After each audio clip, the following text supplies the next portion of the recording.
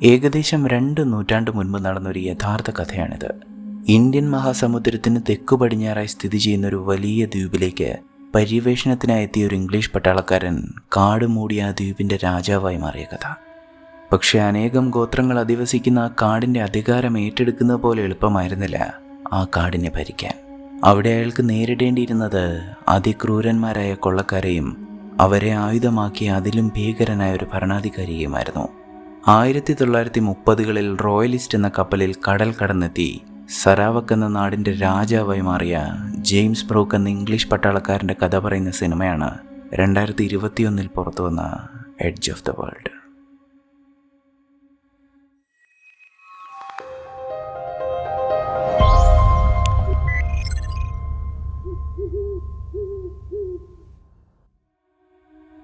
ലോകത്തിലെ ഏറ്റവും വലിയ 3ാമത്തെ ദ്വീപിനെക്കുറിച്ച് കേട്ടിട്ടുണ്ടോ? ബോർണിയോ എന്നാണ് ആ ദ്വീപിൻ്റെ പേര്. ദക്ഷിണ ചൈന കടലിനും തെക്ക് ഭാഗത്തായി സ്ഥിതി ചെയ്യുന്ന ഈ ദ്വീപിന് ബ്രിട്ടൻ്റെ 3 ഇരട്ടിയിലധികം വലിപ്പമുണ്ട്. ബ്രൂണൈ എന്ന രാജ്യം സ്ഥിതി ചെയ്യുന്ന ഈ ദ്വീപിൻ്റെ ബാക്കി പ്രദേശങ്ങൾ ഇന്ന് മലേഷ്യയുടെയും ഇന്തോനേഷ്യയുടെയും ഭാഗങ്ങളായി പകുത്തിരിക്കുന്നു. എന്നാൽ 19ാം നൂറ്റാണ്ടിൻ്റെ ആദ്യ പകുതിയിൽ ദ്വീപ് പൂർണ്ണമായും ബ്രൂണൈ സുൽത്താൻ്റെ ഭരണത്തിന് കീഴിലായിരുന്നു. ആ കാലത്ത് തന്നെയാണ് ജെയിംസ് ബ്രൂക്ക് എന്ന ബ്രിട്ടീഷ് പര്യവേഷകൻ അവിടേക്ക് എത്തുന്നത്. ബ്രിട്ടീഷ് ഈസ്റ്റ് ഇന്ത്യ കമ്പനിയിലെ തൻ്റെ പട്ടാള ജോലി ഉപേക്ഷിച്ചാണ് അയാൾ ആ പര്യവേഷണത്തിന് ഇറങ്ങിത്തിരിച്ചിരിക്കുന്നത്. ജെയിംസിൻ്റെ കസിൻ കൂടിയായ കേണൽ ആർതർ ക്രൂക്ക്ഷാങ്കും അനന്തരവൻ ചാൾസ് ബ്രൂക്കും അയാൾക്കൊപ്പം ആ പര്യവേഷണത്തിനെത്തിയിട്ടുണ്ട്.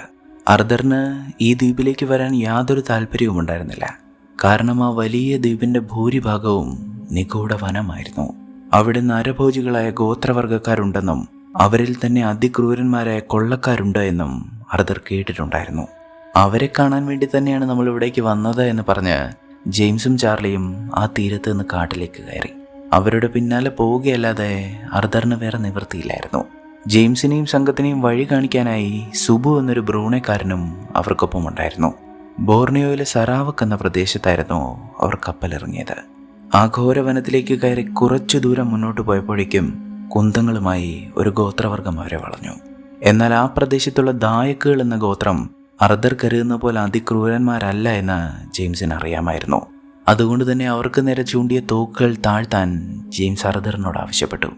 ജെയിംസും സംഘവും ശത്രുക്കളല്ല എന്ന് മനസ്സിലായപ്പോൾ ദായക്കുകൾ അവരെ കാടിന് നടുവിലുള്ള ഒരു കുടിലിലേക്ക് കൂട്ടിക്കൊണ്ടുപോയി.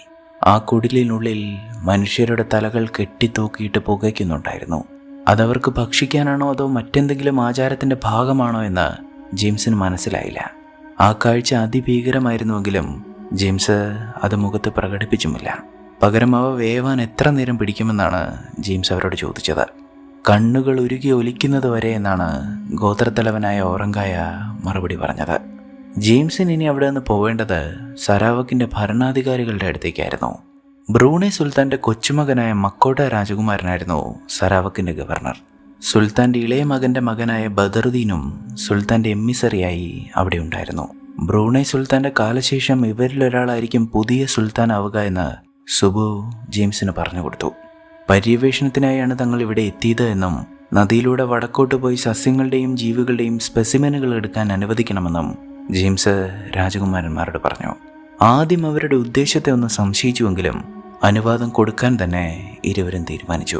ഇരുവരും തീരുമാനം പറഞ്ഞുവെങ്കിലും ആ തീരുമാനങ്ങൾ എടുക്കാൻ കൂടുതൽ അധികാരം സുൽത്താൻ്റെ എമ്മിസറിയായ ബദറുദ്ദീന് തന്നെയായിരുന്നു. ആദ്യം കാടിന് നടുവിലുള്ള ദായക്കുകളുടെ ഗ്രാമത്തിലേക്ക് പോയിക്കൊള്ളാനാണ് ബദറുദ്ദീൻ പറഞ്ഞത്. ആ ഗ്രാമത്തിലേക്കുള്ള യാത്രയിൽ ബദറുദ്ദീനും മക്കോട്ടയും അവരെ അനുഗമിച്ചു. നദിയിലൂടെയുള്ള ആ യാത്രക്കിടയിലാണ് കാടിൻ്റെ ഒരു ഭാഗത്ത് നിന്ന് പുകയുയരുന്നതും അതിനോട് ചേർന്നൊരു വള്ളം തീ പിടിച്ചു കിടക്കുന്നതും അവർ കാണുന്നത്. അതെന്താണെന്ന് പോയി നോക്കാമെന്ന് ജെയിംസ് പറഞ്ഞപ്പോൾ മക്കോട്ട അയാളെ തടഞ്ഞു. കാരണം അത് ലനൂനുകൾ എന്നറിയപ്പെടുന്ന കൊള്ളക്കാരുടെ പ്രദേശമായിരുന്നു. അവിടേക്ക് പോകണ്ട എന്ന് മക്കോട്ട പറഞ്ഞെങ്കിലും ബദറുദ്ദീൻ അവർക്ക് അനുവാദം കൊടുത്തു. കാരണം അവരെ കാടിനെ പഠിക്കാൻ വേണ്ടി വന്നതാണല്ലോ. അങ്ങനെ മക്കോട്ടയും ബദറുദ്ദീനെയും അവിടെ തന്നെ നിർത്തി ജെയിംസും സംഘവും ചെറിയ വള്ളങ്ങളിൽ നദിയുടെ കൈവഴിയിലൂടെ മുകളിലേക്ക് പോയി. എന്നാൽ കൊള്ളക്കാരുടെ ആ ഗ്രാമത്തിൽ ചെന്നപ്പോൾ അവർ കണ്ട കാഴ്ച അതിഭീകരമായിരുന്നു. തലയറുത്ത് മാറ്റപ്പെട്ട നിലയിൽ ഒരു മനുഷ്യ ശരീരമാണ് അവരവിടെ കണ്ടത്. അത് കൊള്ളക്കാരുടെ ഗ്രാമമല്ല, അവർ കൊള്ളയടിച്ച ഗ്രാമമാണെന്ന് ജെയിംസിന് മനസ്സിലായി. പെട്ടെന്നാണ് അവിടെ ഒളിച്ചിരുന്നൊരു മനുഷ്യൻ അവിടെ നിന്ന് എഴുന്നേറ്റ് ഓടുന്നത് അവർ കണ്ടത്. ഉടൻ തന്നെ ചാർലിയും ഗോത്രവർഗക്കാരും അയാൾക്ക് പിന്നാലെ ചെന്ന് അയാളെ പിടിച്ചു. താനല്ല ഈ മനുഷ്യരെ കൊന്നത് എന്നും ലനൂനുകളാണത് ചെയ്തത് എന്നും അയാൾ പറയുന്നുണ്ടായിരുന്നു. എങ്കിലും അവരയാളുടെ കൈകൾ കെട്ടി അയാളെ രാജകുമാരന്മാരുടെ അടുത്തേക്ക് എത്തിച്ചു. ഇയാളൊരു കൊള്ളക്കാരനാണെന്ന് തനിക്ക് തോന്നുന്നില്ല എന്ന് ജെയിംസ് പറഞ്ഞിട്ടും മക്കോട്ട അത് സമ്മതിച്ചു കൊടുത്തില്ല. കാരണം ആ കാട്ടിലെ കൊള്ളക്കാരെന്നും അയാൾക്കൊരു തലവേദനയായിരുന്നു. അതിലൊരാളെ പിടിക്കാൻ കഴിഞ്ഞാൽ അയാൾക്ക് അത്രയും ആശ്വാസമായിരുന്നു. ഈ കൊള്ളക്കാർക്ക് അഭയം കൊടുക്കുന്നതും അവരെ സംരക്ഷിക്കുന്നതും ഒരു മലായി വിമത സംഘമാണെന്നാണ് മക്കോട്ട പറയുന്നത്. സുൽത്താൻ്റെ ഭരണത്തിന് കീഴിൽ വരാൻ വിസമ്മതിക്കുന്ന ഇക്കൂട്ടർക്ക് കാടിനുള്ളിൽ വലിയ കോട്ടകളുണ്ടത്രേ. ഈ കോട്ടകൾ തകർക്കാൻ ജെയിംസിൻ്റെ കപ്പലിലുള്ള പീരങ്കികൾ തങ്ങൾക്ക് തന്നുകൂടെ എന്നും മക്കോട്ട ഇതിനിടയ്ക്ക് ജെയിംസിനോട് ചോദിക്കുന്നുണ്ട്. എന്നാൽ ജെയിംസിന് അതിന് തീരെ താല്പര്യമുണ്ടായിരുന്നില്ല. കാരണം യുദ്ധങ്ങൾ കണ്ട് മനം മടുത്താണ് അയാളെ കാട്ടിലേക്ക് യാത്ര തിരിച്ചത്. ഇപ്പോഴിതാ ഇവിടെയും യുദ്ധം തന്നെ പിന്തുടരുകയാണ്. അങ്ങനെ ഒരു ദിവസം നീണ്ട യാത്രയ്ക്കൊടുവിൽ രാത്രിയോടെ അവർ ദായക്കുകളുടെ ഗ്രാമത്തിലേക്കെത്തി. അവർ ആ ഗ്രാമത്തിലേക്ക് എത്തുമ്പോൾ ഗ്രാമത്തിലെ ആളുകൾ അവിടെ തീ കൂട്ടിയിട്ട് അതിന് ചുറ്റും നൃത്തം ചെയ്തുകൊണ്ടിരിക്കുകയായിരുന്നു. എന്നാൽ അവരിൽ ജെയിംസിൻ്റെ കണ്ണുടക്കിയത് ഒരു സ്ത്രീയിൽ മാത്രമാണ്. മറ്റുള്ളവരിൽ നിന്ന് വ്യത്യസ്തമായ വസ്ത്രം ധരിച്ച ഒരു സുന്ദരിയായ യുവതി. എന്നാൽ യാത്ര ചെയ്ത് വളരെ ക്ഷീണിതനായിരുന്നത് കൊണ്ട് തന്നെ അതാരാണ് എന്ന് അന്വേഷിക്കാൻ ജെയിംസിന് കഴിഞ്ഞില്ല. പിറ്റേന്ന് ജെയിംസിനെ വിളിച്ചുണർത്തിയത് ബദറുദ്ദീനാണ്. നിങ്ങളൊരു ശുഭശകുനമാണെന്നാണ് കിളി പറയുന്നത് എന്ന് ബദറുദ്ദീൻ ജെയിംസിനോട് പറഞ്ഞു. ദായക്കുകൾക്കിടയിൽ അങ്ങനെ ഒരു വിശ്വാസമുണ്ടായിരുന്നു. ഒരതിഥി ആ ഗ്രാമത്തിലേക്ക് എത്തിയാൽ അവിടെയുള്ള പരുന്തിൻ്റെ പെരുമാറ്റത്തിൽ നിന്ന് അതിഥി നല്ലയാളാണോ മോശം ആളാണോ എന്ന് തിരിച്ചറിയാൻ കഴിയുമെന്നാണ് അവരുടെ വിശ്വാസം. ജെയിംസ് രാത്രി കണ്ട ആ യുവതി മറ്റാരുമായിരുന്നില്ല, ബദറുദ്ദീൻ്റെ കസിനായ ഫാത്തിമയായിരുന്നു. അവൾ ഭരണകാര്യങ്ങൾ നോക്കാൻ ദായക്കുകളുടെ ആ ഗ്രാമത്തിൽ തന്നെയായിരുന്നു താമസിച്ചിരുന്നത്. സൂര്യൻ അസ്തമിക്കാത്ത ബ്രിട്ടീഷ് സാമ്രാജ്യത്തിന് കീഴിലുള്ള പല രാജ്യങ്ങളിലൂടെ സഞ്ചരിച്ചിട്ടുള്ള ജെയിംസിനെ അത്ഭുതപ്പെടുത്തിയ ഒരു സമ്പ്രദായവും ദായക്കുകൾക്കിടയിലുണ്ടായിരുന്നു. വിവാഹിതരല്ലാത്ത സ്ത്രീകൾക്ക് അവർക്കിഷ്ടമുള്ള പുരുഷനോടൊപ്പം ശയിക്കാനുള്ള അവകാശം അവിടെ ഉണ്ടായിരുന്നു. ഇക്കാര്യം അറിഞ്ഞ ഉടനെ ചാർലി ഒറങ്കായുടെ പുത്രിമാരുമായി സൗഹൃദത്തിലായി. അതിൽ ഒറങ്കായ്ക്കോ അയാളുടെ മകൻ ദുജാങ്ങിനോ യാതൊരു പ്രശ്നവുമില്ലായിരുന്നു. അവർക്ക് മാത്രമല്ല, ഗ്രാമത്തിലെ എല്ലാവർക്കും തങ്ങളുടെ പുതിയ അതിഥികളെ വലിയ ബഹുമാനമായിരുന്നു.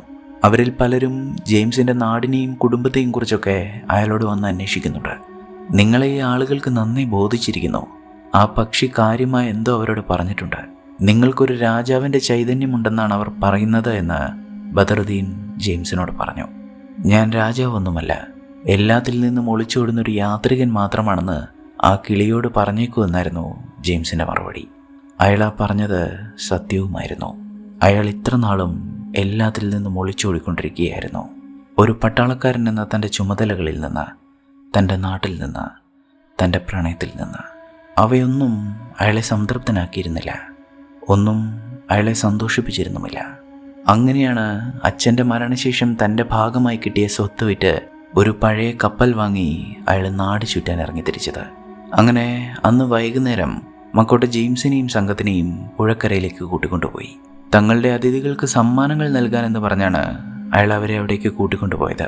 എന്നാൽ അതായിരുന്നില്ല അയാളുടെ യഥാർത്ഥ ലക്ഷ്യം. അയാൾക്ക് അർദറുടെ കയ്യിലുണ്ടായിരുന്ന തോക്കായിരുന്നു വേണ്ടിയിരുന്നത്. അത് മനസ്സിലാക്കി ജെയിംസ് ആ തോക്ക് വാങ്ങി മക്കോട്ടയ്ക്ക് സമ്മാനിച്ചു. ആ സന്തോഷത്തിൽ മക്കോട്ട മറ്റൊരു സമ്മാനം കൂടി അവർക്ക് നൽകാൻ തയ്യാറായി. അവർ ബന്ദിയാക്കിയ തടവുകാരൻ്റെ തലയെറുത്ത് തങ്ങൾക്ക് തരാനാണ് അയാളുടെ ഉദ്ദേശമെന്ന് മനസ്സിലായപ്പോൾ ജെയിംസ് അയാളെ തടഞ്ഞു. എനിക്ക് സമ്മാനമായി ഇയാളുടെ തല വേണ്ട, പകരം നിങ്ങൾ ഇയാളെ വെറുതെ വിട്ടാൽ എനിക്ക് അതിൽ കൂടുതൽ സന്തോഷമുണ്ടാകുമെന്ന് ജെയിംസ് മക്കോട്ടയോട് പറഞ്ഞു. പക്ഷേ മക്കോട്ടയ്ക്ക് അതൊരു വിനോദമായിരുന്നു. ജെയിംസ് പറഞ്ഞത് കേൾക്കാതെ മക്കോട്ട ആ തടവുകാരൻ്റെ തലയെറുത്ത് അയാൾക്ക് സമ്മാനിച്ചു. ജെയിംസിന് അയാളെ ഒരു രാക്ഷസൻ എന്ന് വിളിക്കണമെന്നുണ്ടായിരുന്നു. പക്ഷേ അയാളത് ചെയ്തില്ല. കാരണം അതിലും ക്രൂരന്മാരായ രാക്ഷസന്മാരെ അയാൾ കണ്ടിട്ടുണ്ട്. ഇന്ത്യയിൽ ബ്രിട്ടീഷ് പട്ടാളം അവിടുത്തെ നിരപരാധികളായ മനുഷ്യരെ പീരങ്കികൾക്ക് മുന്നിൽ കെട്ടിയിട്ട് ആ പീരങ്കികൾ പൊട്ടിക്കുന്നത് ജെയിംസിന് കണ്ടു നിൽക്കേണ്ടി വന്നിട്ടുണ്ട്. അതുകൊണ്ടൊക്കെ തന്നെയാണ് അയാൾ ആ ജോലി ഉപേക്ഷിച്ചതും. അങ്ങനെ ഇരിക്കെയാണ് ഒരിക്കൽ മക്കോട്ട ജെയിംസിൻ്റെ കപ്പലിലേക്ക് എത്തുന്നത്.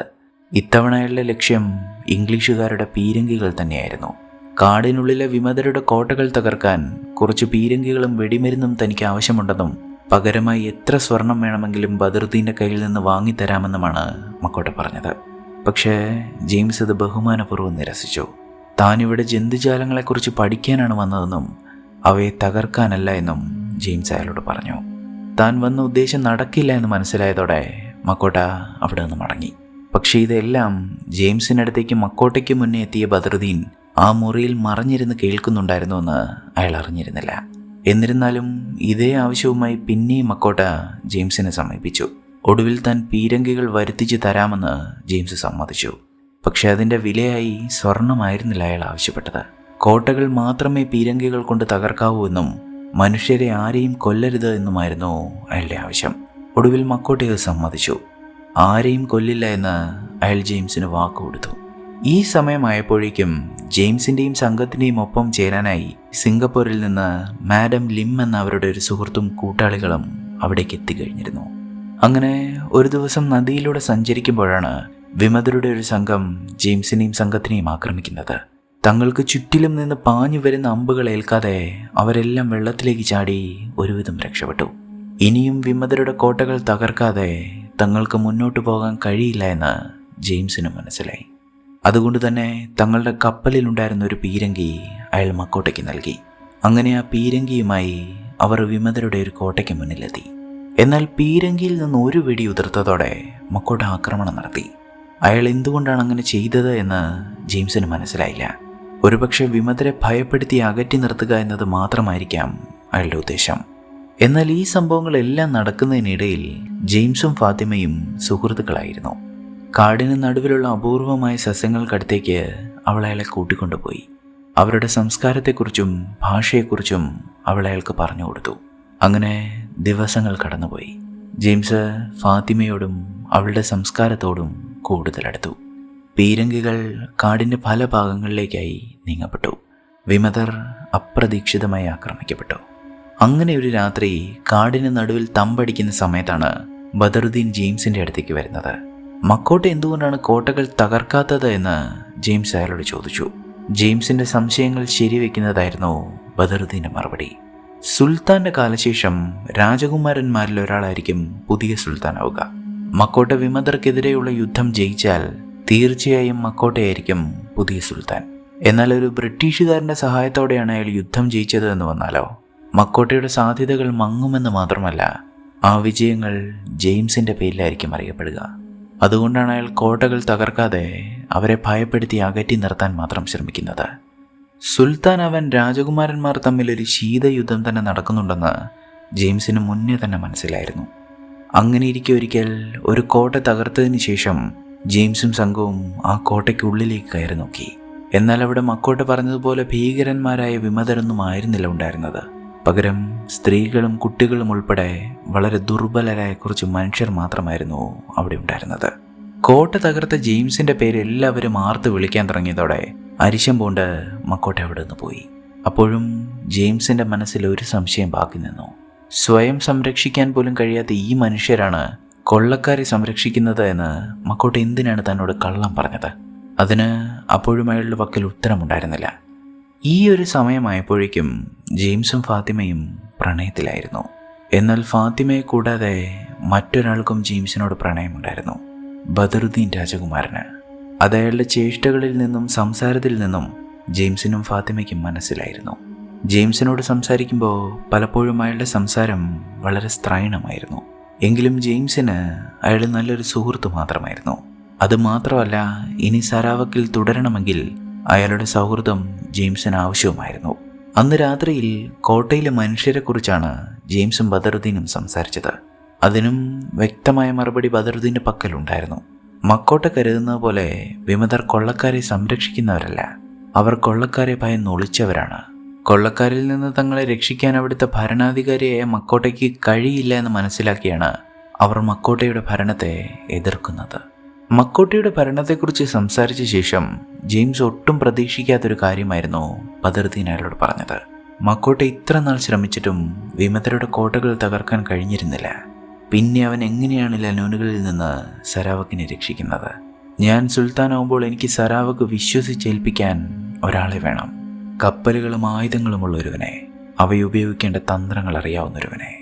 സുൽത്താൻ്റെ എമ്മിസറി എന്ന നിലയ്ക്ക് സരാവക്കിൻ്റെ ഭരണാധികാരിയെ തീരുമാനിക്കാനുള്ള അധികാരം ബദറുദ്ദീനുണ്ടായിരുന്നു.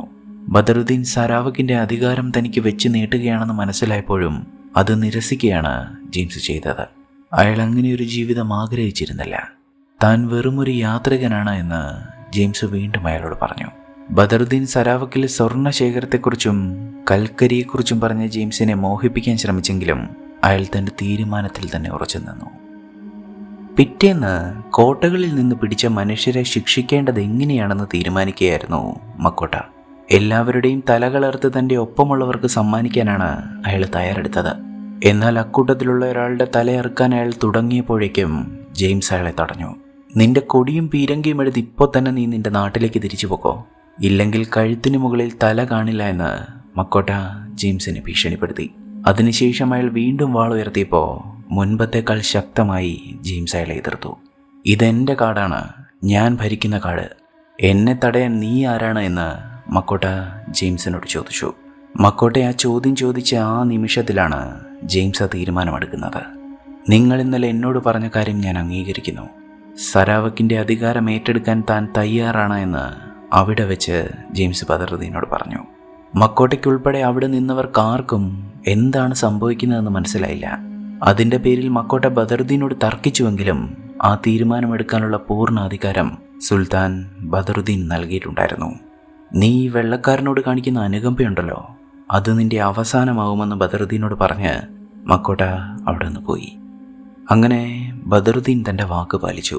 പിറ്റേന്ന് ഓറങ്കായ ഉൾപ്പെടെയുള്ള ഗോത്രത്തലവന്മാരുടെ ആശീർവാദത്തോടെ ജെയിംസ് ബ്രൂക്ക് എന്ന ഇംഗ്ലീഷുകാരൻ സരാവക്കിൻ്റെ രാജായായി അധികാരമേറ്റു. അധികാരത്തിലേറിയ ഉടൻ ജെയിംസ് ചെയ്തത് അന്നാട്ടിലുള്ള നികുതികൾ വെട്ടിക്കുറച്ച് വളരെ തുച്ഛമായൊരു തുകയാക്കുകയാണ്. മലായ് വിമതരുടെ നേതാവായ അലി മക്കോട്ടയ്ക്ക് വർഷാവർഷം നികുതിയായി നൽകിയിരുന്നത് തങ്ങളുടെ വിളവിൻ്റെ വലിയൊരു ശതമാനവും 10 അടിമകളെയുമായിരുന്നു. ഇനി മുതൽ അത്തരം നികുതികളൊന്നും തനിക്ക് വേണ്ട എന്നും നിങ്ങളുടേതുൾപ്പെടെ ഇവിടെയുള്ള എല്ലാ ഗോത്രങ്ങളുടെയും സൗഹൃദം മാത്രമാണ് തനിക്ക് വേണ്ടത് എന്നുമാണ് ജെയിംസ് അയാളോട് പറഞ്ഞത്. തങ്ങൾ എന്നും രാജായോട് കൂറുള്ളവരായിരിക്കുമെന്ന് അലിയും ജെയിംസിന് ഉറപ്പ് കൊടുത്തു. ഗോത്രങ്ങൾ ജെയിംസിനെ രാജായായി അംഗീകരിച്ചെങ്കിലും ആ സ്ഥാനം ഉറപ്പിക്കാൻ ജെയിംസിന് ബ്രൂണൈ സുൽത്താൻ്റെ അംഗീകാരം കൂടി നേടേണ്ടതുണ്ടായിരുന്നു. പിറ്റേന്ന് തന്നെ അയാൾ തൻ്റെ കപ്പലിൽ ബ്രൂണൈയിലേക്ക് തിരിച്ചു. ജെയിംസിൻ്റെ രാജാപദവി അംഗീകരിക്കാൻ സുൽത്താൻ അധികമൊന്നും ആലോചിക്കാനുണ്ടായിരുന്നില്ല. കാരണം തൻ്റെ കൊച്ചുമകനും ഏറ്റവും വിശ്വസ്തനുമായ ബദറുദ്ദീൻ്റെ നിർദ്ദേശപ്രകാരമാണ് അയാൾ രാജായായത്. അതുകൊണ്ട് തന്നെ അയാൾ ആ സ്ഥാനത്തിരിക്കാൻ യോഗ്യനാണോ എന്നൊരു സംശയം സുൽത്താനും ഉണ്ടായിരുന്നില്ല. എന്നാൽ അവിടെയും എതിർപ്പുമായി മക്കോട്ട എത്തി. തൻ്റെ സ്ഥാനം നഷ്ടപ്പെട്ടതിൻ്റെ എല്ലാ ദേഷ്യവും അയാൾക്ക് ജെയിംസിനോടുണ്ടായിരുന്നു. നീ ഇവിടം ഒരിക്കലും സമാധാനത്തോടെ ഭരിക്കില്ല എന്ന് സുൽത്താൻ്റെ മുന്നിൽ വെച്ച് ജെയിംസിനെ വെല്ലുവിളിച്ച് മക്കോട്ട അവിടെ നിന്ന് പോയി. എന്നാൽ പിന്നെയും കുറച്ചു നാൾ ജെയിംസ് സരാവക്ക് സമാധാനത്തോടെ തന്നെ ഭരിച്ചു. അതിനിടയിൽ അയാൾ ഫാത്തിമയെ വിവാഹവും കഴിച്ചു. നദീതീരത്തെ ആ ഗ്രാമത്തിൽ പനയോല മേഞ്ഞ ഇരുനില മാളികയിലാണ് അവർ താമസിച്ചത്. താൻ ആഗ്രഹിച്ചതിലും കൂടുതൽ ഇപ്പോൾ തനിക്ക് ലഭിച്ചിരിക്കുന്നു. ഇനി ഇവിടെ നിന്ന് എവിടേക്കും ഒളിച്ചോടേണ്ടതില്ല എന്ന് ജെയിംസിന് തോന്നി തുടങ്ങി. എന്നാൽ ജെയിംസിനെ പോലെ ആയിരുന്നില്ല അർതർ. അയാൾക്ക് ഇംഗ്ലണ്ടിൽ അയാളുടെ കുടുംബമുണ്ടായിരുന്നു, ജോലിയുണ്ടായിരുന്നു. അതുകൊണ്ട് തന്നെ അയാൾ ഇംഗ്ലണ്ടിലേക്ക് പുറപ്പെടാനൊരുങ്ങി. അയാൾ ജെയിംസിനോടും തൻ്റെ ഒപ്പം വരാൻ ആവശ്യപ്പെട്ടു. നീ രാജാവ് ചമഞ്ഞ് എത്ര നാൾ ഈ കാട്ടാളർക്കിടയിൽ കഴിയും? ഇവർ നിന്നെ എല്ലാ കാലവും അനുസരിക്കുമെന്ന് നിനക്ക് തോന്നുന്നുണ്ടോ? ഇതെല്ലാം ഉപേക്ഷിച്ച് തൻ്റെ ഒപ്പം നാട്ടിലേക്ക് മടങ്ങി വരാനാണ് അയാൾ ജെയിംസിനോട് പറഞ്ഞത്. സ്വാഭാവികമായും ജെയിംസ് അതിന് തയ്യാറായില്ല. അതോടെ ചാർലിയോട് തൻ്റെ ഒപ്പം വരാൻ പറഞ്ഞ് അയാൾ അവിടെ നിന്ന് ഇറങ്ങിപ്പോയി. ചാർലിക്ക് പോവാൻ തീരെ ഇഷ്ടമില്ലാതിരുന്നിട്ടും താൻ ഉടൻ മടങ്ങി വരാമെന്ന് ജെയിംസിനോട് പറഞ്ഞ് അയാളും അർതറിനൊപ്പം അവിടെ നിന്ന് മടങ്ങി. അങ്ങനെ ദിവസങ്ങൾ കടന്നുപോയി. ജെയിംസിൻ്റെ ഭരണത്തിൽ അവിടെയുള്ള ആളുകളെല്ലാം സംതൃപ്തരായിരുന്നു. കാരണം അയാൾ അവർക്ക് മറ്റു ഭരണാധികാരികളെ പോലെ ആയിരുന്നില്ല. അതിക്രൂരമായ ശിക്ഷകൾ ഉണ്ടായിരുന്നില്ല, അതിഭീമമായ നികുതികളും ഉണ്ടായിരുന്നില്ല. ജെയിംസിന് കീഴിൽ ആ ഗോത്രങ്ങളെല്ലാം ഐക്യത്തോടെ വർത്തിച്ചു. അതുതന്നെയായിരുന്നു ജെയിംസിൻ്റെ ലക്ഷ്യവും.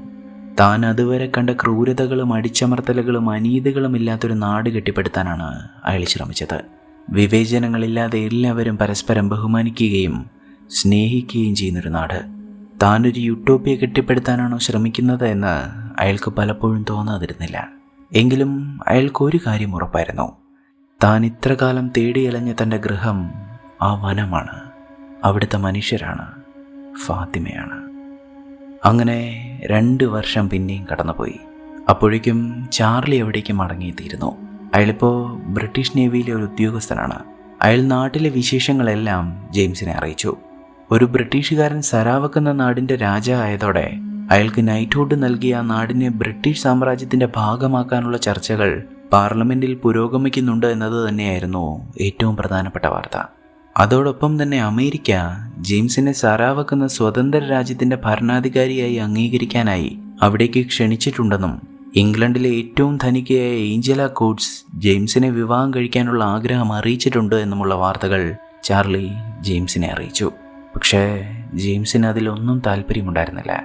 എനിക്ക് ഇംഗ്ലണ്ടും വേണ്ട, അമേരിക്കയും വേണ്ട, ഏഞ്ചലയും വേണ്ട, എനിക്ക് വേണ്ടതെല്ലാം ഇവിടെ ഉണ്ട് എന്നാണ് അയാൾ പറഞ്ഞത്. അങ്ങനെ ഇരിക്കെ ഒരു ദിവസം പുഴയിലൂടെ വള്ളത്തിൽ പോകുമ്പോഴാണ് ജെയിംസ് ആ കാഴ്ച കണ്ടത്. തലയില്ലാത്ത ഒരു ജഡം തീരത്തേക്ക് അടിഞ്ഞിരിക്കുന്നു. കാടിനുള്ളിൽ പലയിടങ്ങളിൽ നിന്നായി ഇത്തരം ജഡങ്ങൾ കണ്ടെടുക്കപ്പെട്ടപ്പോൾ അവർക്കൊരു കാര്യം മനസ്സിലായി. ഇത്രയും നാൾ ഒളിച്ചിരുന്ന ലനൂൻ കൊള്ളക്കാർ വീണ്ടും ആക്രമണം തുടങ്ങിയിരിക്കുന്നു. ഈ വാർത്ത അറിഞ്ഞതും അവിടെയുള്ള മനുഷ്യരെല്ലാം പരിഭ്രാന്തരായി. ഇത്ര നാളും അവർ സമാധാനത്തോടെയാണ് ജീവിച്ചത്. ഇപ്പോഴിതാ കിരാതന്മാരുടെ സംഘം മടങ്ങിയെത്തിയിരിക്കുന്നു. ഇത്രയും നാൾ ആക്രമിക്കാതിരുന്ന കൊള്ളക്കാർ വീണ്ടും പെട്ടെന്ന് ആക്രമണം തുടങ്ങിയപ്പോൾ അതിനു പിന്നിൽ മക്കോട്ടയുടെ ബുദ്ധി തന്നെയാവുമെന്ന് ജെയിംസിന് അറിയാമായിരുന്നു. ലനൂനുകളെ ഉപയോഗിച്ച് തൻ്റെ ഭരണത്തിൻ്റെ താളം തെറ്റിക്കുകയാണ് അയാളുടെ ഉദ്ദേശം. തന്നെ സമാധാനത്തോടെ ഭരിക്കാൻ അനുവദിക്കില്ല എന്ന് അയാൾ പറഞ്ഞത് ജെയിംസ് മറന്നിരുന്നില്ല. എന്തു തന്നെയായാലും കൊള്ളക്കാരുടെ താവളം കണ്ടെത്താൻ ജെയിംസ് ഒരാളെ കാടിനുള്ളിലേക്ക് പറഞ്ഞയച്ചു. അയാൾ അവരുടെ താവളം കണ്ടെത്തുകയും ചെയ്തു. പക്ഷേ അയാളുടെ വിരലുകൾ അറുത്തെടുത്താണ് ലനൂനുകൾ അയാളെ തിരിച്ചയച്ചത്. ഇനിയും അവരുടെ അക്രമങ്ങൾ അനുവദിച്ചു കൊടുക്കാൻ കഴിയില്ല. അവരുടെ താവളങ്ങളിലേക്ക് ചെന്നവരെ ആക്രമിക്കാൻ തന്നെ ജെയിംസ് തീരുമാനിച്ചു. പക്ഷേ അതിലൊരു പ്രശ്നമുണ്ടായിരുന്നു. അന്ന് സരാവക്കിലെ പെരുമഴക്കാലമായിരുന്നു. നദിയിലെ കുത്തിയൊഴുകുന്ന വെള്ളത്തിൽ മുതലകൾക്ക് പോലും നീന്താൻ കഴിയുമായിരുന്നില്ല. ആ ഒഴുക്കിൽ നദിക്ക് മുകളിലേക്ക് പോവാൻ അവരുടെ വള്ളങ്ങൾക്ക് കഴിയില്ലായിരുന്നു. അതിന് ഒരാവിക്കപ്പൽ തന്നെ വേണമായിരുന്നു. ആവിക്കപ്പൽ ഉള്ളത് ബ്രിട്ടീഷ് നേവിയുടെ പക്കലാണ്. എന്നാൽ ഇങ്ങനെ ഒരു ആവശ്യത്തിനാണെന്ന് പറഞ്ഞാൽ അവർ കപ്പൽ വിട്ടുതരില്ല. വിട്ടുതരണമെങ്കിൽ നേവിക്ക് കൂടി നേട്ടമുള്ള എന്തെങ്കിലും ഒരു കാരണം വേണമായിരുന്നു. ഒടുവിൽ ജെയിംസും ചാർലിയും അങ്ങനെ ഒരു കാരണം കണ്ടെത്തി. അന്ന് ബ്രിട്ടീഷ് കപ്പലുകൾക്ക് ഇന്ധനമായി ഒരുപാട് കൽക്കരി ആവശ്യമുണ്ടായിരുന്നു. സരാവക്കിലാവട്ടെ അളന്ന് തിട്ടപ്പെടുത്താനാവാത്തത്രയും കൽക്കരി ശേഖരമുണ്ട്. സരാവക്കിൽ ഒരു കോളിംഗ് സ്റ്റേഷൻ നിർമ്മിക്കാനായി കപ്പൽ ആവശ്യപ്പെട്ടാൽ അതുകൊണ്ട് ബ്രിട്ടീഷ് നേവിക്കും നേട്ടമുണ്ടായിരുന്നു. ഇക്കാര്യം ധരിപ്പിക്കാനായി ചാർലിയാണ് ലൂട്ടനന്റ് ജനറൽ സർ എഡ്വേർഡ് ബീച്ചിനടുത്തേക്ക് പോയത്. എന്നാൽ മഴക്കാലത്ത് തന്നെ എന്തിന് കോളിംഗ് സ്റ്റേഷൻ പണിയണം? മഴക്കാലം കഴിഞ്ഞിട്ട് പോരെ എന്നാണ് എഡ്വേർഡ് ചോദിച്ചത്. അതിന് മറ്റു മറുപടികൾ ഇല്ലാതിരുന്നതുകൊണ്ട് തന്നെ ചാർലിക്ക് ലനൂനുകളെക്കുറിച്ച് അയാളോട് പറയേണ്ടി വന്നു. എങ്കിലും അന്നാട്ടിലെ കൽക്കരി തങ്ങൾക്ക് ഉപകാരപ്പെടുമെന്ന് എഡ്വേർഡിന് അറിയാമായിരുന്നു.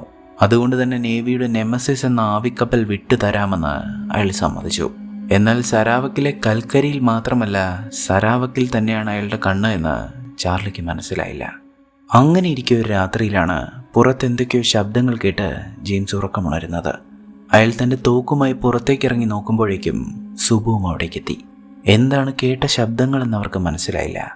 എന്നാൽ അവിടെ രാത്രി കാവലുണ്ടായിരുന്ന ദുജാങ്ങിനെയും അവിടെ എങ്ങും കാണുന്നുമുണ്ടായിരുന്നില്ല. ഒടുവിൽ താഴെ നദിയിലൂടെ ഒരു വള്ളം ഒഴുകി വരുന്നത് അവർ കണ്ടു. അതിൽ ദുജാങ്ങിൻ്റെ തലയേറ്റ ശരീരമായിരുന്നു ഉണ്ടായിരുന്നത്. ദുജാങ്ങിനെയും അവർ കൊന്നതോടെ ജെയിംസ് ഒരു കാര്യം ഉറപ്പിച്ചു. ഇനി തൻ്റെ നാട്ടിൽ സമാധാനം ഉണ്ടാവണമെങ്കിൽ ഒരു യുദ്ധം അനിവാര്യമാണ്. അങ്ങനെയാണ് ലൂട്ടനന്റ് ജനറൽ എഡ്വേർഡിനെ ജെയിംസ് സരാവക്കിലേക്ക് ക്ഷണിക്കുന്നത്. കേണൽ അർദറിനും അയാളുടെ ഭാര്യ എലിസബത്തിനുമൊപ്പമാണ് അയാൾ അവിടേക്ക് വന്നത്. അർദർ എലിസബത്തിനെ വിവാഹം കഴിക്കും മുൻപ് അവർ ജെയിംസിൻ്റെ കാമുകിയായിരുന്നു. എന്നാൽ ആ ബന്ധത്തിൽ ജെയിംസ് സംതൃപ്തനായിരുന്നില്ല എന്നതുകൊണ്ട് തന്നെ ഓരോ കാരണങ്ങളുണ്ടാക്കി അയാൾ ആ ബന്ധത്തിൽ നിന്നൊഴിഞ്ഞു മാറുകയായിരുന്നു. അതുകൊണ്ട് തന്നെ ജെയിംസിൻ്റെ പുതിയ ജീവിതവും അയാളുടെ സുന്ദരിയായ ഭാര്യയെയും എലിസബത്തിന് അത്ര ബോധിച്ചിരുന്നില്ല. അങ്ങനെ സൽക്കാരത്തിനിടയിലാണ് തൻ്റെ പദ്ധതികൾ എഡ്വേർഡ് ബീച്ച് അവിടെയുള്ളവരോട് പറയുന്നത്. സരാവക്കിനെ ബ്രിട്ടന്റെ കോളനിയാക്കുന്നതിൻ്റെ ഭാഗമായി ജെയിംസ് ബ്രൂക്കിനെ വിക്ടോറിയ രാജ്ഞിക്ക് അടുത്തേക്ക് കൂട്ടിക്കൊണ്ടു പോകാമെന്നാണ് ഞാൻ കരുതുന്നത്. എഡ്വേർഡ് പറഞ്ഞത് കേട്ട് ജെയിംസ് അതിന് മറുപടി കൊടുത്തു. ഞാൻ ഇംഗ്ലണ്ടിലേക്ക് മടങ്ങി വരാൻ ഉദ്ദേശിക്കുന്നില്ല. ഇവിടുത്തെ ജനങ്ങളുടെ ആശീർവാദത്തോടെ ഞാൻ ഭരണം നടത്തുന്ന സരാവക്കിനെ ബ്രിട്ടൻ്റെ കോളനിയാക്കാനും ഞാൻ ഉദ്ദേശിക്കുന്നില്ല. ബദറുദ്ദീനാകട്ടെ മറുപടി പറഞ്ഞത് ഇങ്ങനെയാണ്: ലനൂൻ കൊള്ളക്കാരെ നേരിടാൻ നിങ്ങൾ നിങ്ങളുടെ നെമസിസ് വിട്ടു തന്നതിൽ ഞങ്ങൾക്ക് നന്ദിയുണ്ട്. പക്ഷേ അതിനർത്ഥം ഞങ്ങൾ ബ്രിട്ടീഷ് സാമ്രാജ്യത്തോട് വിധേയത്വം കാണിക്കുന്നുവെന്നല്ല. ലനൂനുകളോ? ഞാൻ ഇവിടുത്തെ കൽക്കരിക്ക് വേണ്ടി മാത്രമാണ് ഇവിടേക്ക് വന്നത്. ഞാൻ വിചാരിച്ചാൽ നെമസിസ് എന്ന ഒറ്റ കപ്പൽ മാത്രം മതി നിങ്ങൾ പറയുന്ന ഈ മഹാരാജ്യത്തെ ചീട്ടുകൊട്ടാരം പോലെ തകർത്ത് കളയാൻ. എഡ്വേർഡിൻ്റെ മറുപടി കേട്ട് മാഡം ലിമ്മും വിട്ടുകൊടുത്തില്ല. ലോകം മുഴുവൻ നടന്ന നാടുകൾ പിടിച്ചടക്കുകയും അവയെല്ലാം ചാമ്പലാക്കുകയും ചെയ്തിട്ടും തീർന്നില്ലേ നിങ്ങളുടെ ഈ അധികാരക്കൊതി? ഇവിടെയാകട്ടെ ഒരു ബ്രിട്ടീഷുകാരൻ തന്നെയാണ് ഭരിക്കുന്നത്. എന്നിട്ടും എന്തിനാണ് നിങ്ങൾ ഈ നാടും പിടിച്ചടക്കാൻ നോക്കുന്നത്? ഒടുവിൽ താൻ വന്ന ഉദ്ദേശം നടക്കില്ല എന്ന് മനസ്സിലായപ്പോൾ എഡ്വേർഡ് അവിടെ നിന്നിറങ്ങിപ്പോയി. അടുത്തത് എലിസബത്തിൻ്റെ ഊഴമായിരുന്നു. സൽക്കാരത്തിനിടയിൽ ജെയിംസിനെ കാണാൻ അവിടെ എത്തിയ ഗോത്രവർഗക്കാരായ ചെറുപ്പക്കാർ അവർക്കൊപ്പം ആ മുറിയിലിരിക്കുന്നത് അവരെ അലോസരപ്പെടുത്തിയിരുന്നു. അതുകൊണ്ട് തന്നെ അവരോട് അവിടെ നിന്ന് എഴുന്നേറ്റ് പോകാൻ എലിസബത്ത് പറഞ്ഞു. അവർ രാജായെ കാണാൻ എത്തിയതാണെന്ന് പറഞ്ഞ് ഫാത്തിമ അവരെ തടഞ്ഞുവെങ്കിലും എലിസബത്ത് വീണ്ടും ആ ചെറുപ്പക്കാരെ അവിടെ നിന്ന് എഴുന്നേൽപ്പിച്ചു വിടാൻ നോക്കി. ഇതോടെ ജെയിംസ് എലിസബത്തിനോട് വല്ലാതെ ദേഷ്യപ്പെട്ടു. നിങ്ങളിവിടെ പുതിയതാണ്, ഇവിടുത്തെ രീതികൾ നിങ്ങൾക്കറിയില്ല. എൻ്റെ ആളുകളോട് കുറച്ചുകൂടി ബഹുമാനത്തോടെ പെരുമാറണമെന്ന് ജെയിംസ് എലിസബത്തിനോട് പറഞ്ഞു. അങ്ങനെ ആ സൽക്കാരമൊക്കെ കഴിഞ്ഞ് അർദർ ജെയിംസിൻ്റെ മുറിയിലേക്കെത്തി. അയാൾ മുൻപ് പറഞ്ഞത് തന്നെയായിരുന്നു അയാൾക്ക് ഇപ്പോഴും പറയാനുണ്ടായിരുന്നത്. നീ നാട്ടിലേക്ക് മടങ്ങി വാ. സരാവക്കിനെ ഇംഗ്ലണ്ടിന് വിട്ടുകൊടുക്കുക. ഇവിടെയുള്ള കാട്ടാളന്മാരെ നിനക്ക് ഒറ്റയ്ക്ക് ഭരിക്കാൻ കഴിയുമെന്ന് തോന്നുന്നുണ്ടോ? അവർ നിന്നെ അതിന് അനുവദിക്കുമെന്ന് നിനക്ക് തോന്നുന്നുണ്ടോ? പക്ഷെ എത്രയൊക്കെ പറഞ്ഞാലും ജെയിംസ് തൻ്റെ തീരുമാനത്തിൽ നിന്ന് പിന്നോട്ട് പോവില്ല എന്ന് അർദറിനും അറിയാമായിരുന്നു. അന്ന് വൈകുന്നേരമാണ് താൻ ഒറങ്കായുടെ ഗ്രാമത്തിലേക്ക് തിരിച്ചു പോവുകയാണെന്ന് ഫാത്തിമ ജെയിംസിനോട് പറഞ്ഞത്. കാരണം എലിസബത്ത് തൻ്റെ ആളുകളോട് അടിമകളെപ്പോലെ പെരുമാറുന്നത് ഫാത്തിമയ്ക്ക് കണ്ടു നിൽക്കാൻ കഴിയുന്നുണ്ടായിരുന്നില്ല. അവർ തന്നെയും തൻ്റെ ആളുകളെയും അവഹേളിച്ചു കൊണ്ടിരിക്കുകയാണെന്നും അത് തനിക്ക് സഹിക്കാൻ കഴിയുന്നില്ല എന്നും അവർ മടങ്ങിപ്പോയ ശേഷം താൻ തിരികെ എത്താമെന്നുമാണ് ഫാത്തിമ പറഞ്ഞത്. പോകരുത് എന്ന് ജെയിംസ് പലതവണ പറഞ്ഞിട്ടും അവൾ കേട്ടില്ല. അവൾ ഓരങ്കായ്ക്കൊപ്പം അവരുടെ ഗ്രാമത്തിലേക്ക് തിരിച്ചു പോവുക തന്നെ ചെയ്തു. എഡ്വേർഡ് പിണങ്ങിപ്പോയതുകൊണ്ട് തന്നെ ഇനി ആവിക്കപ്പൽ തങ്ങൾക്ക് കിട്ടില്ല. മക്കോട്ടെ ഏത് നിമിഷവും ലനൂനുകൾക്കൊപ്പം ഗ്രാമം ആക്രമിച്ചേക്കാം. എഡ്വേർഡുമായി ഒന്നുകൂടി സന്ധിച്ചർച്ച നടത്തിയാലോ എന്ന് ബദറുദ്ദീൻ ജെയിംസിനോട് ചോദിച്ചു. പക്ഷേ ജെയിംസ് അതിന് തയ്യാറായില്ല. നിനക്ക് ബ്രിട്ടീഷുകാരെ അറിയാത്തത് കൊണ്ടാണ്. നമ്മുടെ നാട്ടിൽ എന്തെങ്കിലും കുറച്ചു കൊടുത്താൽ അവർ തൃപ്തിപ്പെടില്ല. അവർക്ക് ഈ നാട് തന്നെയാണ് വേണ്ടത്. മറ്റാരേക്കാളും നന്നായി അതെനിക്കറിയാം. കാരണം ഞാൻ ജനിച്ചതും വളർന്നതും ഇന്ത്യയിലാണ്. എന്നാൽ ഈ സമയമായപ്പോഴേക്കും ജെയിംസിനൊരു പനി ബാധിച്ചു തുടങ്ങിയിരുന്നു. അയാളുടെ ശരീരം ചുട്ടുപൊള്ളുന്നുണ്ടായിരുന്നു. അതുകൊണ്ട് തന്നെ അയാളോട് വിശ്രമിക്കാൻ പറഞ്ഞ് ബദറുദ്ദീൻ ജെയിംസിനെ അവിടെ നിന്ന് പറഞ്ഞയച്ചു. എന്നാൽ പിറ്റേന്ന് അയാളുടെ പനി മൂർച്ഛിച്ചതല്ലാതെ ഒട്ടും തന്നെ കുറവ് വന്നില്ല. ഫാത്തിമയും അയാൾക്കൊപ്പമില്ല. ഭരണകാര്യങ്ങൾ പോലും കൃത്യമായി നോക്കാൻ കഴിയാതെ അയാൾ തളർന്ന കട്ടിലിൽ തന്നെയാണ് പിന്നീടുള്ള കുറച്ച് ദിവസങ്ങൾ ചെലവഴിച്ചത്. ഇടയ്ക്ക് മക്കോട്ടയും അയാളുടെ ലനൂൻ പടയും സ്വപ്നം കണ്ട് ജെയിംസ് ഞെട്ടി എണീക്കുന്നുണ്ടായിരുന്നു. താൻ ഈ അവസ്ഥയിലിരിക്കുമ്പോൾ അവർ ആക്രമിച്ചാൽ തൻ്റെ ആളുകൾ എന്ത് ചെയ്യുമെന്നായിരുന്നു ജെയിംസിൻ്റെ പേടി. ഒടുവിൽ ജെയിംസ് ഭയപ്പെട്ടത് തന്നെ സംഭവിച്ചു. നാഗങ്ങളുടെ തലകുത്തിയ വള്ളങ്ങളിൽ ലനൂനുകൾ അവിടേക്ക് എത്തിക്കഴിഞ്ഞിരുന്നു. എന്നാൽ അവർ ആദ്യം ആക്രമിച്ചത് ജെയിംസിനെ ആയിരുന്നില്ല, ബദറുദ്ദീനെ ആയിരുന്നു.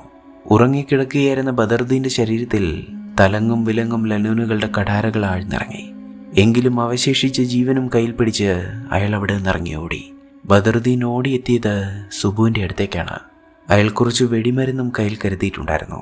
ബദറുദ്ദീൻ തൻ്റെ മോതിരം ഊരി സുബുവിന് നൽകിയ ശേഷം എൻ്റെ സ്നേഹം നീ ജെയിംസിനെ അറിയിക്കണമെന്ന് പറഞ്ഞ് അയാൾ എവിടെ നിന്ന് പറഞ്ഞു വിട്ടു. അതിനുശേഷം ലനൂനുകൾ അയാളെ തേടി വീണ്ടും അവിടേക്ക് എത്തിയപ്പോൾ അയാൾ തൻ്റെ കയ്യിലുണ്ടായിരുന്ന റാന്തൽ ആ വെടിമരുന്നിന് മുകളിലേക്കിട്ടു. ലനൂൻ പോരാളികൾക്കൊപ്പം ബദറുദ്ദീനും പൊട്ടിച്ചിതറി. എന്നാൽ സുബു ജെയിംസിൻ്റെ മാളികയിലേക്ക് എത്തും മുന്നേ തന്നെ ലനൂനുകൾ അവിടെ ആക്രമണം തുടങ്ങിയിരുന്നു. അവിടെ ഉണ്ടായിരുന്ന പനയോല മേഞ്ഞ കുടിലുകളെല്ലാം അവർ തീയമ്പുകളും കുന്തങ്ങളും എറിഞ്ഞ് ചാമ്പലാക്കി. പെട്ടെന്ന് തന്നെ അർദർ എലിസബത്തിനെ വെള്ളം വെക്കുന്ന വലിയ സംഭരണിയിൽ ഒളിച്ചിരുത്തി ജെയിംസിനടുത്തേക്ക് ചെന്നു. എന്നാൽ തൻ്റെ ആളുകളുടെയും അവരുടെ വീടുകളുടെയും മുകളിൽ തീയമ്പുകൾ വന്ന് പതിക്കുന്നതും ആ മനുഷ്യർ ഭയന്ന് പല വഴിക്ക് ഓടുന്നതും കണ്ട് ആ മാളികയ്ക്ക് മുകളിൽ നിശ്ചലനായി നിൽക്കുകയായിരുന്നു ജെയിംസ്. അപ്പോൾ നമ്മുടെ തോക്കുകൾ എവിടെയാണ് എന്ന് അർദർ ചോദിക്കുമ്പോഴൊക്കെ പരസ്പര ബന്ധമില്ലാതെ എന്തോ ആണ് അയാൾ പറഞ്ഞുകൊണ്ടിരുന്നത്. അർദ്ധർ ഏണി വഴി മുകളിലേക്ക് എത്തിയപ്പോഴേക്കും കുന്തങ്ങൾ ആ മാളികയിലേക്കും വന്ന് പതിച്ചു. അതോടെ ഇരുവരും മുകളിൽ നിന്ന് നദിയിലേക്ക് വീണു. ഇതേ സമയം നദിയിലേക്ക് ചാടി രക്ഷപ്പെട്ട ചാർലി എഡ്വേർഡ് തമ്പടിച്ചിരിക്കുന്നിടത്തേക്ക് എത്തിക്കഴിഞ്ഞിരുന്നു. ലനൂനുകൾ ആക്രമണം തുടങ്ങിയെന്നും നെമസിസ് വിട്ടുതരണമെന്നും ചാർലി അയാളോട് അപേക്ഷിച്ചിട്ടും അയാൾ ആ കപ്പൽ വിട്ടുകൊടുക്കാൻ തയ്യാറായില്ല. ഇതിലെനിക്കൊന്നും ചെയ്യാനില്ല, അവിടെ ആരൊക്കെ മരിച്ചാലും അതിന് ഉത്തരവാദി ജെയിംസ് മാത്രമാണ് എന്നാണ് എഡ്വേർഡ് ചാർലിയോട് പറഞ്ഞത്. ഈ സമയത്ത് തന്നെ ലനൂനുകളുടെ കണ്ണിൽപ്പെടാതെ ഒളിച്ചിരുന്ന എലിസബത്തിനെ അവർ പിടികൂടി കഴിഞ്ഞിരുന്നു. മക്കോട്ട അവരുടെ ചെവികൾ അറുത്തെടുത്തു. അതേസമയം തന്നെ ജെയിംസിന്റെ തല അറുത്തു കൊണ്ടുവരാൻ അയാൾ ലനൂനുകളെ പറഞ്ഞയച്ചിരുന്നു. എന്നാൽ ലനൂനുകൾക്ക് ആള് മാറിപ്പോയി. അവർ ജെയിംസിന് പകരം അറുത്തെടുത്തു കൊണ്ടുവന്നത് അർദറിന്റെ തലയായിരുന്നു. എഡ്വേർഡിനെ കണ്ട് മടങ്ങുന്ന വഴിക്കാണ് നദിയിലെ മരത്തിൽ പിടിച്ചു കിടക്കുന്ന ജെയിംസിനെ ചാർലിയും സുബുവും കാണുന്നത്. അവരയാളെ ആ ചങ്ങാടത്തിലേക്ക് പിടിച്ചു കയറ്റി. സുബു ബദറുദ്ദീൻ തൻ്റെ കയ്യിൽ തന്ന മോതിരം ജെയിംസിനെ ഏൽപ്പിച്ചു. തൻ്റെ ഉറ്റ ചങ്ങാതി കൊല്ലപ്പെട്ടിരിക്കുന്നുവെന്ന് അയാൾ വേദനയോടെ തിരിച്ചറിഞ്ഞു. ജെയിംസും സംഘവും ഗ്രാമത്തിലേക്ക് തിരികെ എത്തുമ്പോൾ മക്കോട്ടയും ലനൂനുകളും അവിടെ നിന്ന് കടന്നു കളഞ്ഞിരുന്നു.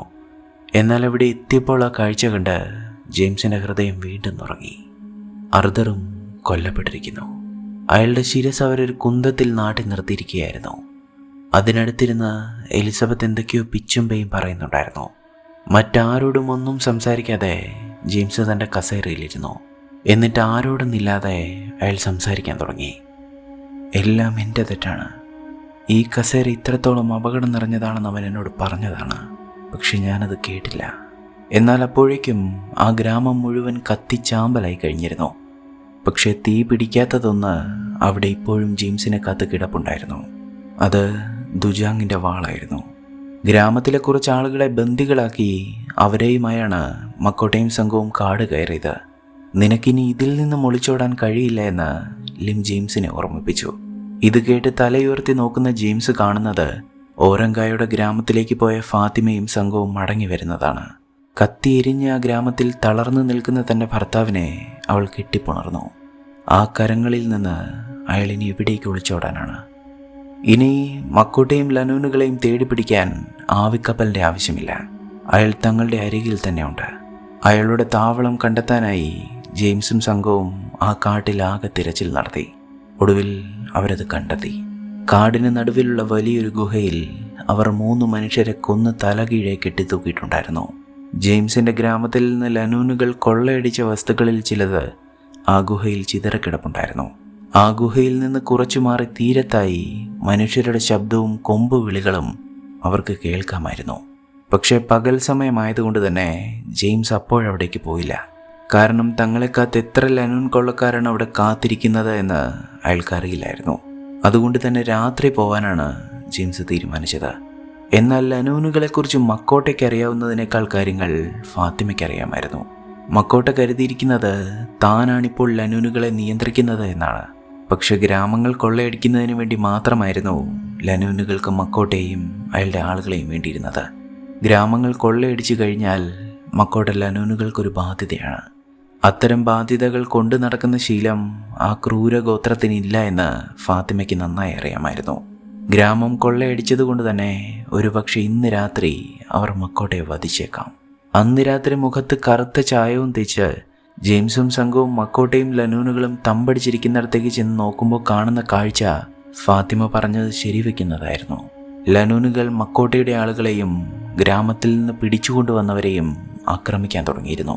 ഇതൊന്നും അറിയാതെ തൻ്റെ വള്ളത്തിൽ കിടന്നിരുന്ന മക്കോട്ട ആ ശബ്ദങ്ങൾ കേട്ട് നോക്കുമ്പോൾ കാണുന്നത് തൻ്റെ വള്ളത്തിൽ ദുജാങ്ങിൻ്റെ വാളുമേന്തി നിൽക്കുന്ന ജെയിംസിനെയാണ്. അകലെ തൻ്റെ ആളുകളെ ലനൂനുകൾ കൊന്നൊടുക്കുന്ന കാഴ്ച കൂടി കണ്ടതോടെ താൻ കീഴടങ്ങിയിരിക്കുന്നുവെന്നും തന്നെ കൊല്ലരുത് എന്നും മക്കോട്ട ജെയിംസിനോട് അപേക്ഷിച്ചു. പക്ഷേ ജെയിംസ് അത് കേട്ടില്ല. ഒരക്ഷരം മറുത്തു പറയാതെ അയാൾ തൻ്റെ മുന്നിൽ മുട്ടുകുത്തി നിൽക്കുന്ന മക്കോട്ടയുടെ ശിരസ് വെട്ടിമാറ്റി. ഈ സമയത്ത് തന്നെ ചാർലിയും ഒറങ്കായുടെ ആളുകളും ലനൂനുകളെ ആക്രമിച്ചു. ഇരുട്ടിൽ നിന്ന് അപ്രതീക്ഷിതമായി വന്ന ആക്രമണത്തെ ചെറുത്തു നിൽക്കാൻ ലനൂനുകൾക്ക് കഴിഞ്ഞില്ല. അങ്ങനെ തൻ്റെ ആളുകളെയുമായി ജെയിംസ് ബ്രൂക്ക് തൻ്റെ ഗ്രാമത്തിലേക്ക് മടങ്ങിയെത്തി. ആ മടക്കയാത്രയിൽ അയാൾ ബദറുദ്ദീൻ്റെ മോതിരം ചാർലിക്ക് സമ്മാനിച്ചു. ഇനി ആ പദവി ഏറ്റെടുക്കേണ്ടത് ചാർലിയാണ്. ഞാൻ ഇത്രയും വലിയൊരു ഉത്തരവാദിത്തം ഏറ്റെടുക്കാൻ തയ്യാറാണോ എന്ന് എനിക്കറിയില്ല എന്ന് ചാർലി പറഞ്ഞപ്പോൾ ഞാനും എന്നെക്കുറിച്ച് അങ്ങനെയാണ് കരുതിയിരുന്നത് എന്നാണ് ജെയിംസ് അവനോട് പറഞ്ഞത്. ഒരു രാജ്യം തന്നെ ഏറ്റെടുക്കാൻ താൻ തയ്യാറാണോ എന്ന് സംശയിച്ചിരുന്ന ജെയിംസ് ബ്രൂക്ക് എന്ന ഇംഗ്ലീഷ് പട്ടാളക്കാരൻ പിന്നീട് കൊള്ളക്കാരോടും അടിമക്കച്ചവടക്കാരോടും തലയിറക്കുന്നത് വിനോദമാക്കിയ രാക്ഷസന്മാരോടും പോരാടി സരാവക് എന്ന നാട് ഭരിച്ചത് നീണ്ട 26 വർഷങ്ങളാണ്.